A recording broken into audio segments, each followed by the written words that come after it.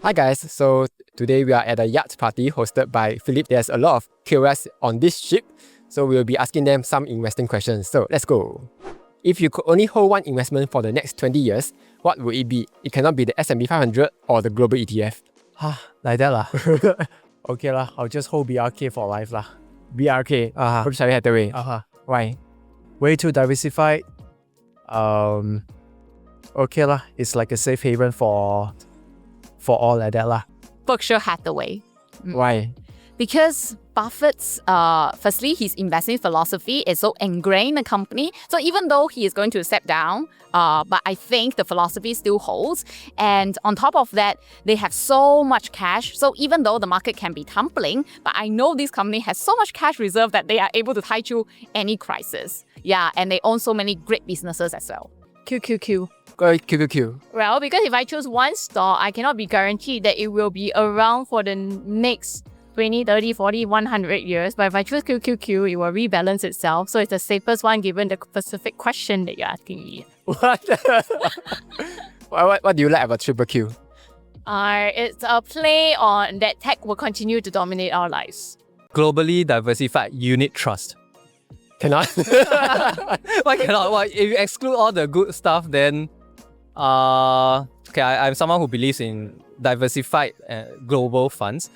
So I think after the exclusion, the closest would be something like Triple Q, probably. Yeah, with a tech focus, which I also have because I do have a tilt towards tech companies now. Okay. Yeah.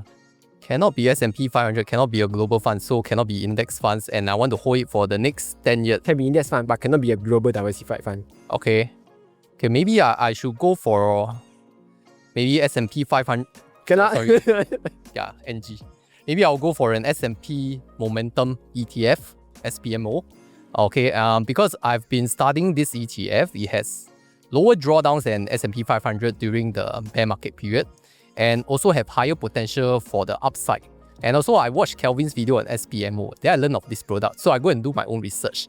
Yeah, so that also means you should also go and watch more of his content to learn more about investing. Quick pause. Poems by Philip Capital is giving out up to $1,000 of welcome rewards. Here's why Poems is worth signing up for. With Poems, you can invest using cash, CPF or SRS into a wide range of funds, or with 0% sales charge. You can also access low-cost annuity funds, allowing you to save more on fees. For stocks and ETFs, Poems offers competitive rates, just $3.88 flat fee for US trades and 0.08% with no minimum commission on the SGS markets. To qualify for the welcome rewards, make sure to opt in to Smart Part during sign-up. Then fund at least $3,000 within 14 days. Keep it there for 30 days and make 3 eligible buy trades. You will then receive $50 in fractional shares. And here's the cool part. You get to choose between a growth stock or a stable stock, depending on your investment style. Whether you are looking for long-term capital appreciation or prefer steady, low-risk returns, Poems gives you the flexibility to start a portfolio your way. Additionally, if you fund $10,000 and make 5 trades,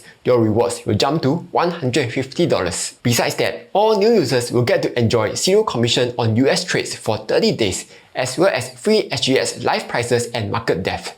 So, if you are interested, you can sign up using my link down below. What's the best performing investment in your portfolio right now? DBS. Yes!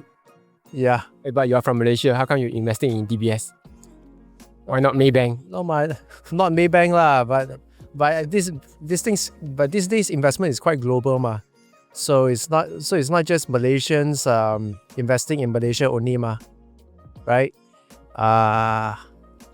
You can actually invest in Singapore, you can invest in the US, anywhere. Okay, but why DBS though? Why not like, let's say the US stock market?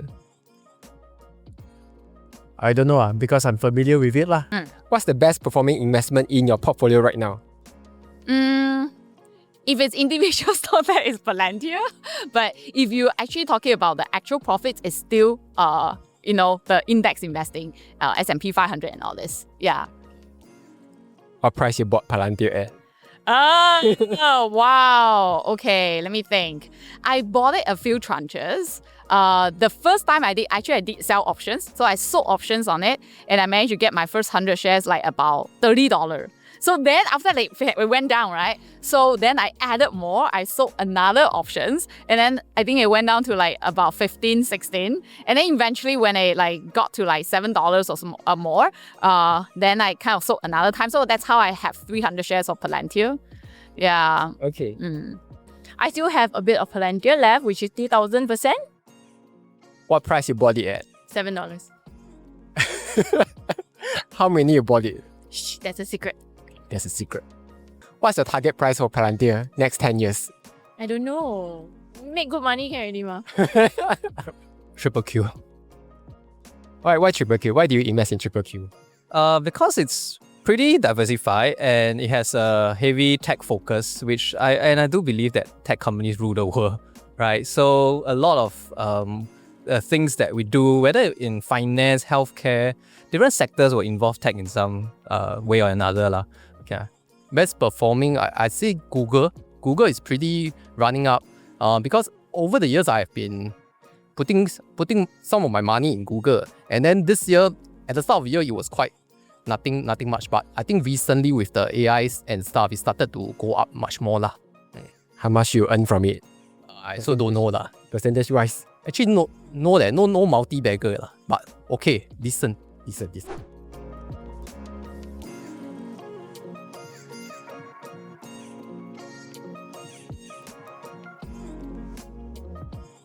Okay, what's the worst financial advice you have ever heard? Never heard of. never heard of. Sorry, I couldn't. Okay, what's the worst financial advice you have ever heard? Don't buy the index. I think that's the worst financial advice.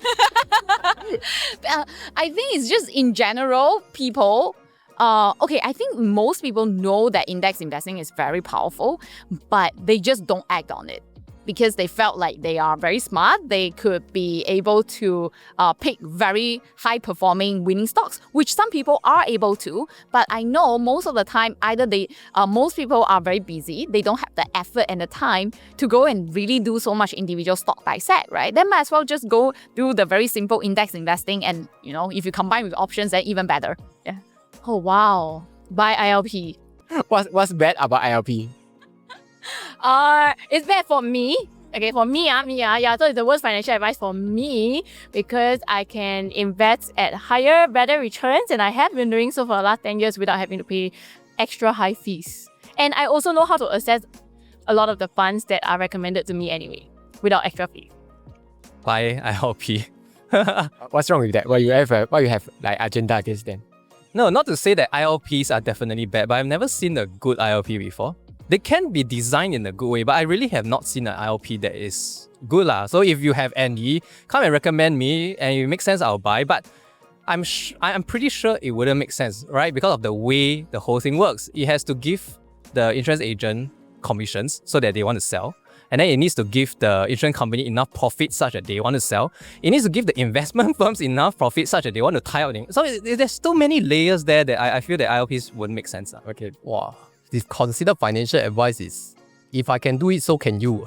Because I don't think this is correct, because it takes a certain temperament for people to follow the same way that, for example, if Kelvin has never said, if I can do it, so can you, because Kelvin has gave up so much and sacrificed his other parts of life. And do you think he can sacrifice at the same level as him or not? I think it's questionable lah. So I think if you can 100% replicate, then of course you deserve the success. But I don't think that this is really true for if I can do it, so can you. What's the best financial advice you have ever heard? You should start early lah. When it comes to your investment journey. How early? As early as you can start a brokerage. 18 years old. Yeah. Okay. Buy the index. It's true. Buffett even says that as well. Yeah. Buffett never do that. Yeah, but when he passed away, he is going to actually put 90% of his money for his wife into the index investing as well. Start investing early and consistently. The usual law, invest early, etc. But okay, my take lah, right? My own take now, I'm giving the advice, is that actually other people have said that to me also. Like, you don't have to be so concerned about your investment returns, especially when you're younger. But I would rather you focus on your income, your ability to generate income. right? Because if you have $10,000 or $100,000 capital to start, right, and you can get fantastic returns, it's nothing compared to someone who can increase the earning power to, let's say, $100,000 a year, right? Or $200,000 a year. Yeah. Actually, there's no really best there. If I can say like stick to it, is definitely the index funds thing. Because when you start investing, you may be very gung-ho, you try everything, then you think you can beat the market and whatnot. But then at one point of time, maybe you are not old enough, but when you grow older, you want that kind of stability from index funds.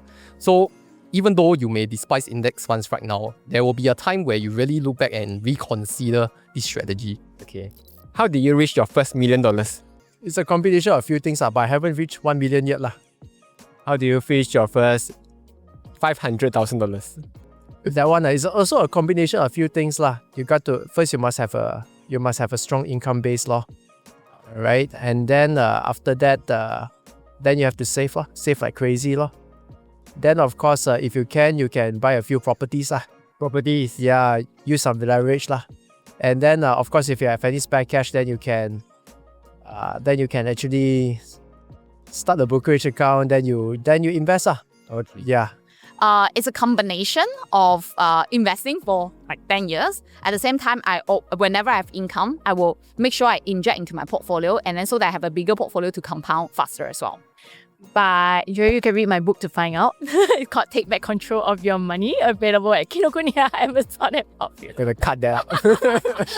How did I reach my first 1 mil? By being intentional about my savings and spending and investing consistently.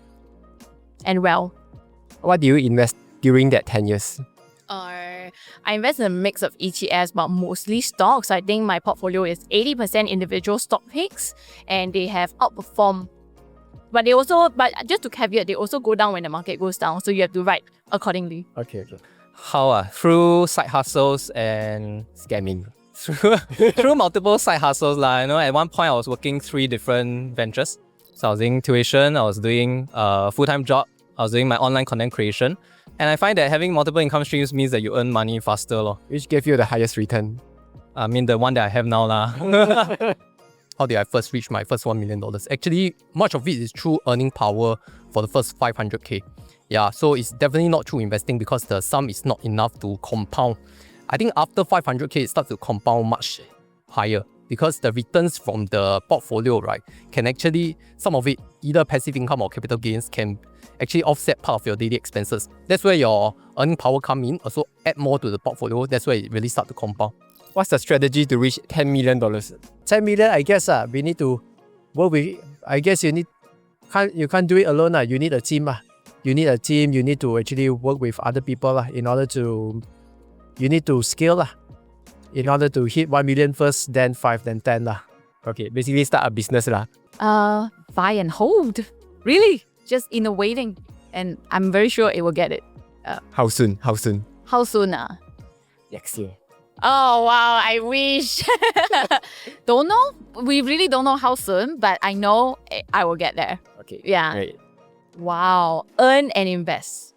Earn from what? Invest in what? Invest in... My investing style is I continue to look for undervalued stocks and opportunities that will grow into multi-baggers over time. So I'll continue that. And then earn would be from the various businesses that I'm running as well as my corporate job. I don't think I aspire towards going 10 million. I mean, I've asked myself that a lot. But if I were to chart my course towards 10 million, I think I would start another business. Yeah, I think that's one of the few ways you can reliably hit towards $10 million. Then of course the same thing applies You have to invest your amount, your money, you have to be prudent, etc. Yeah. What's my strategy to reach $10 million? It's definitely not through investing or property really. It definitely has to be through business. Yeah, because most business owners, they are able to reach 10M because of the company valuation and also how much the company revenue bring in. Yeah, so unless you have like multiple properties that pass down from generations then I would say you have the property game. But if you are just doing a normal employee investing, passive investing, all this, it's quite hard to reach. It's not impossible, but hard to reach. So that's all for this video. Do remember to check out Seth's video because he'll be asking a lot of cable questions. Yeah, so that's all. Bye.